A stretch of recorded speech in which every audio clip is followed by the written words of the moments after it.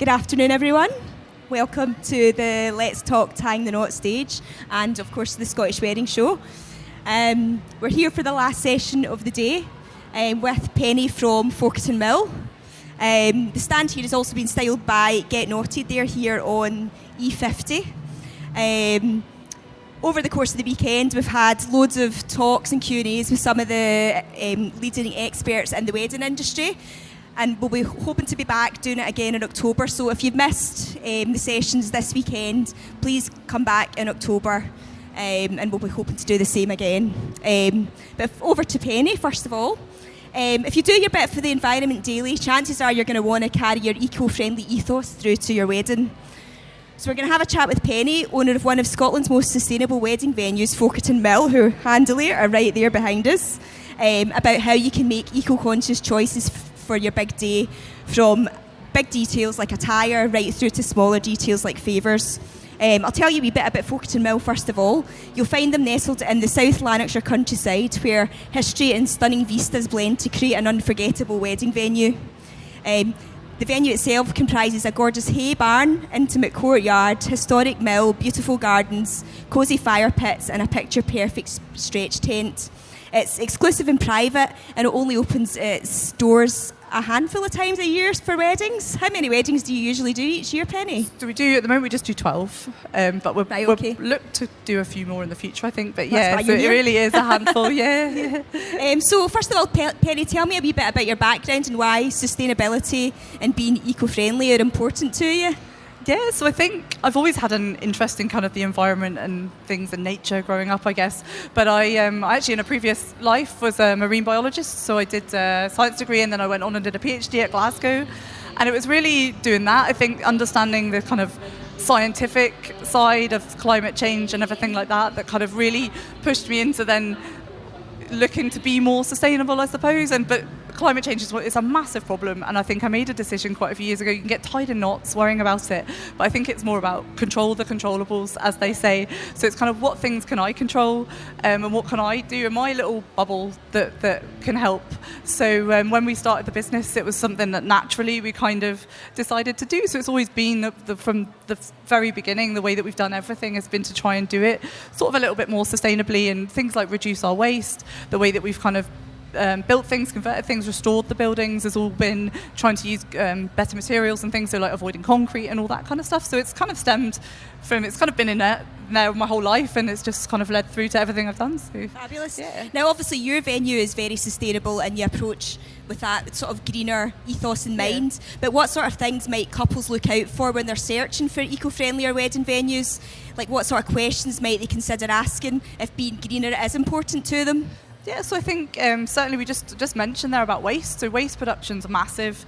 One of the biggest impacts of probably weddings on the environment. I think it's like 400 pounds of waste per wedding on average, which for context is something like the size of a grand piano. Yeah. Which is bonkers. Yeah, exactly. It's nuts. So I think and when you're looking at venues, kind of look at what they're using. Are they using reusable things? Is single-use plastic there or not? I mean, it shouldn't be now because the laws change and things like that. But that kind of thing. There's also sustainability awards as well, so you can have a look what they've kind of won or been up for and things like that. And also the way they power electricity is more environmentally friendly, particularly with there's loads of wind farms near us actually, and so I always think they look a bit like War of the Worlds, those the big windmills and things, but they're quite cool. So electric heating and things like that are better than sort of gas and oil and things. So avoid the baby drill. Yeah, and also sort of repurpose like buildings, so things that have been converted like farms and castles, those buildings are already there and they're now being made of use in a different way, so that's nice to see instead of sort of your more purpose-built things that have probably used modern materials and things. So yeah. Fantastic. Now, food is typically one of the biggest costs at weddings and one of the most talked about elements among guests. What ways do you think that couples can bring their green credentials to their wedding menus?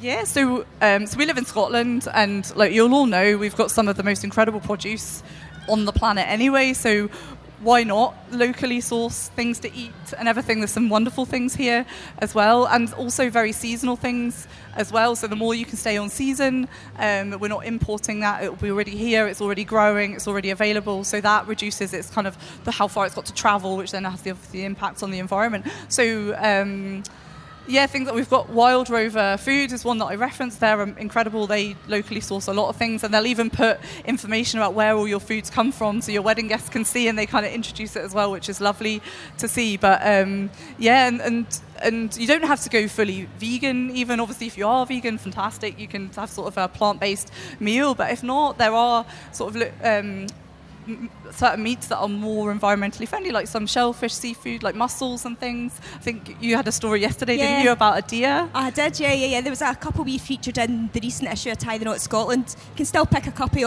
up on stand G48 up the back, but they got married up in the Highlands.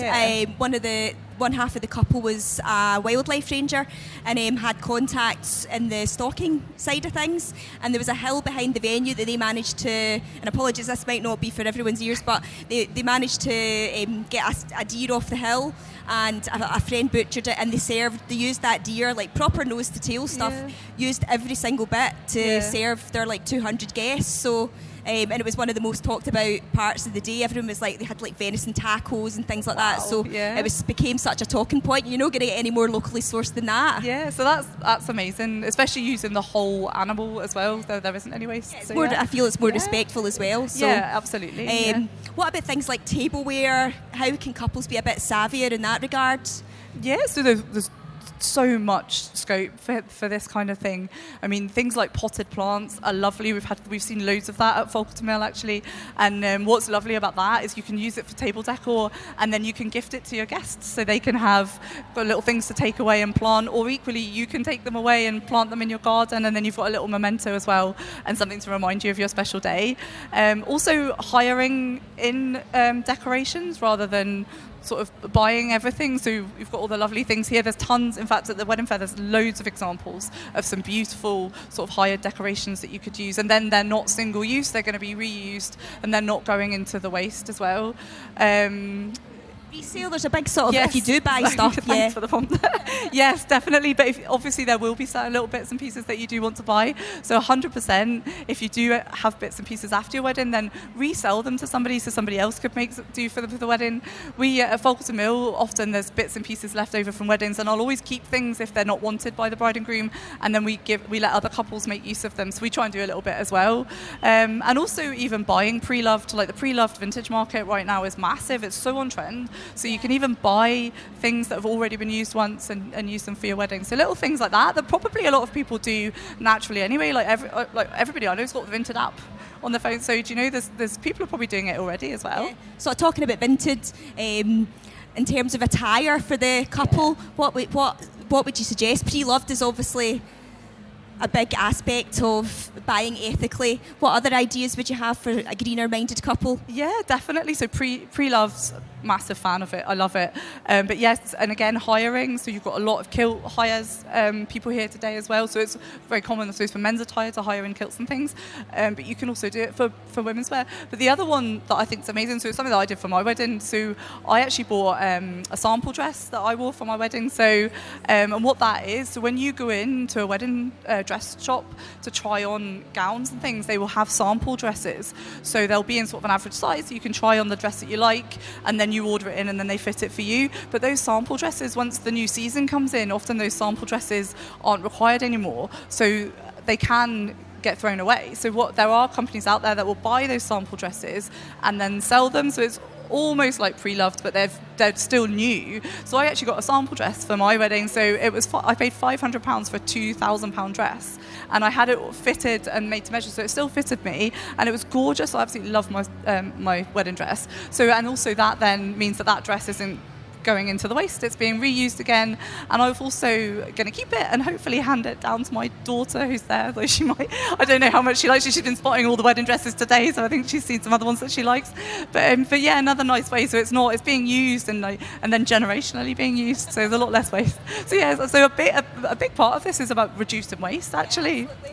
Another story I had on that regard was talking of heirloom pieces. I was a bride recently that she'd meticulously planned every single aspect of her day. She was not ready. She did not want any surprises on the day, but there was one. Her mum had made the mum's wedding dress into a gorgeous robe. And the bride didn't know she was going to get presented with this on the wedding morning, and she said it was just one of her favourite points of the day because she had planned everything so meticulously, didn't want any surprises, but there still was one, a beautiful one as well. So amazing, I love that. Nice way to repurpose things. Yeah. Things like sort of stationery and favours. I've heard like plantable favours, plantable stationery is a thing. What other ideas do you have in that regard? The seed paper, that's amazing. But yes, I suppose the big thing is now we are in a digital age, aren't we? So everything can be done online, and there's some beautiful examples of wedding websites that you can get. You can do digital invitations, so you can still click and open them. They can still be designed, and they look like the ones that you would normally send in the post, but they're obviously online and digital. Thanks, Rizzy, put me off. So yeah.